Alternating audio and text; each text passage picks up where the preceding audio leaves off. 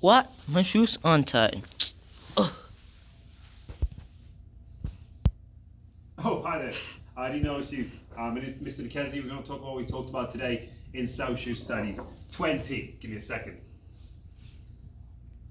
That's some good tea. And so, today in social studies 20, we talked about what nation means. And so that's an intro.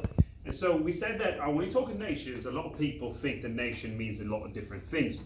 The definition, the working definition that we use is a nation is a group of people who share a common background. And so some examples of nations are Norwegians, black people, Jews. These are peoples of nations who share a common background.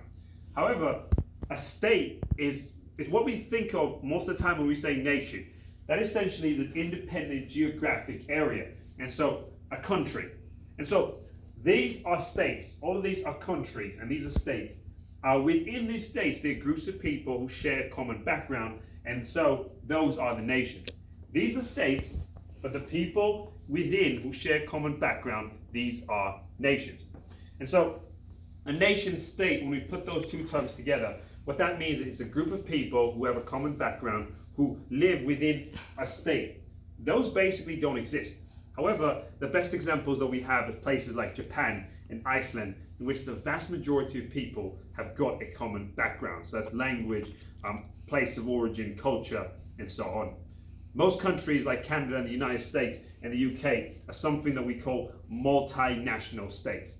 And so what that means is that you have a state, but within that state we have different groups of people with different backgrounds living together.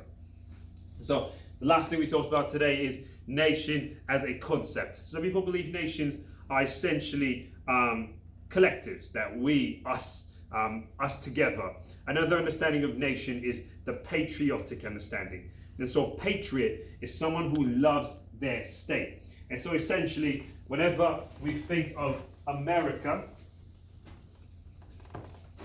we think of them as patriots. And so they're patriots because they love their state. America is a state because it is an independent geographic area. And so I may think America is cool, but because I'm not an American citizen, I cannot be a patriot. So patriots have to do with love for state. And so the different understandings of nations that we talked about today. And so one of the ways that we can practice patriotism is by essentially doing anything for our country. Another way we practice patriotism is by questioning our country, such as Colin Kaepernick, who protested inequality in America. And so that's a quick review of what we talked about today. I'm going to go back to my tea. I'm going to let you guys have a fantastic day. And don't forget, do your homework. There's those two questions that go along with your pie graph. Thanks, guys, and have a fantastic day. Cheers.